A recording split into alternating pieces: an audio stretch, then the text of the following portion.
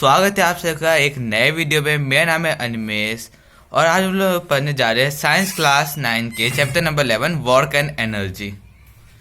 तो जिन लोगों ने मेरा चैनल सब्सक्राइब नहीं किया है वो जल्दी से सब्सक्राइब कर लो। तो अभी हम समझते हैं वर्क क्या होता है।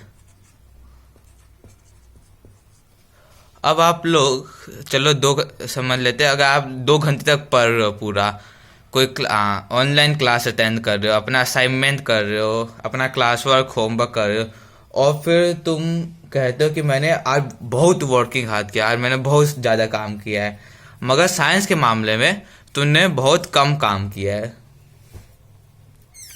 तो मैं इसे और अच्छे से समझाने के लिए बताता हूँ कि वर्क का मतलब असली में होता क्या है। इसको मैं एक एग्जांपल से समझाता हूँ।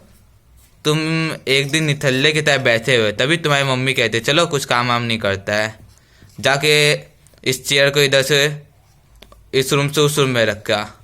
तो तुम उस चेयर को उठा कर दूसरे रूम में रख के आते हो। तब तुमने उस चेयर पे कुछ तो फोर्स लगाया होगा, और फोर्स लगाया है तो उसको तुम उठा कर कहीं और तो रखा होगा। तो जो हमारा वर्क जो होता है, वर्क डन,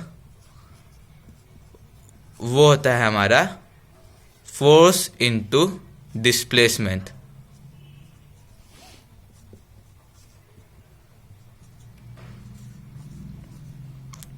और ध्यान से सुनना, मैं डिस्प्लेसमेंट बोल रहा हूँ, डिस्टेंस नहीं।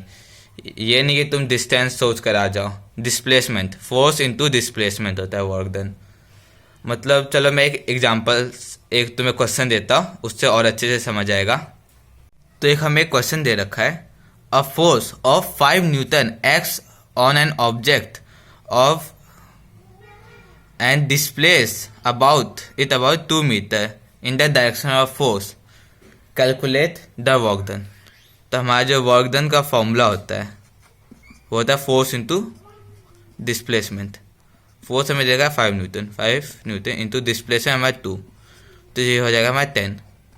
अब इसकी कोई ऐसा यूनिट लगानी होगी, सिर्फ 10 लिख तो ही ना सकते।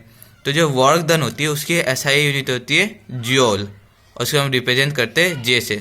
तो इसका आंसर हो जाएगा 10 जूल। अब आपको समझ आ गया होगा कि वर्क डन होता क्या है। तो मैं आपको एक सिचुएशन देता हूँ कि एक जो कार है वो रोड पे जा रही थी, तभी उसकी एक टक्कर हो जाती है एक ट्रक के साथ। ठीक है, अब इसमें होता क्या है कि जो कार है ये मतलब अपने ये जा रही है अपने एक यूनिफॉर्म वेलोसिटी के साथ, मतलब जा रही है। तभी कोई फोर्स लगता है इस पे जो इसके अपोजिट फोर्स है, मतलब ये इसका अपोजिट फोर्स है। तो इससे जो फोर्स हो जाएगा वो नेगेटिव में हो जाएगा। तब क्या होता है, तब जो हमारा जो वर्क डन होगा, अगर हम फोर्स को नेगेटिव में करते हैं इनटू डिस्प्लेसमेंट करें, तो हमारा जो वर्क डन आएगा वो नेगेटिव में आएगा। तो कोई भी नेगेटिव और फिर जीरो होगा, तो ये होगा हमारा। तो ये एक सिचुएशन होगी। अगर ऐसी सिचुएशन कुछ क्वेश्चन में आता है कभी टेस्ट में, तो हमेशा जो वर्क डन होगा वो नेगेटिव में होगा।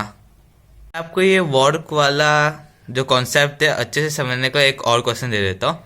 अ porter lifts a luggage of 15 kg from the ground and push it on his head 1.5 meter above the ground. Calculate the work done by him on the luggage। तो इसमें हमें मास दे रखा है 15 kg, okay, और हमें जो डिस्प्लेसमेंट है वो हमें 1.5 मीटर दे रखा है। अब आपको वर्क डन का जो फॉर्मूला होता है आपको पता होगा, फोर्स इनटू डिस्प्लेसमेंट। अब आप लोग सोचोगे यहाँ फोर्स दिया नहीं है, वर्क डन भी नहीं दिया, और सिर्फ ये डिस्प्लेसमेंट दे रखा है और हमें मास दे रखा है। तब आपको चैप्टर 10 का एक फॉर्मूला आपको याद होगा, force is equals to M G. हमें एम दे रखा है और जी हमें पता है 10। तो हम लिख लेते हैं work done is equals to, हो जाएगा मास है हमारा 15 इंटू ये हो गया हमारा एक्सलेशन ड्यू टू ग्रेविटी, वो हम 10 मीटर पर सेकंड कर लेते हैं, और इंटू जो हमारा डिस्प्लेसमेंट है वो 1.5 मीटर। अब ये मैं 10 को 1.5 से मल्टीप्लाई करूँगा तो इसका पॉइंट इधर आ जाएगा। तो 15 इंटू 15 होगा, वो होगा हमारा 225, और इसका साइन कौन सा है, जूल का। तो इस क्वेश्चन का जो हमारा आंसर होगा वो होगा 225 जूल।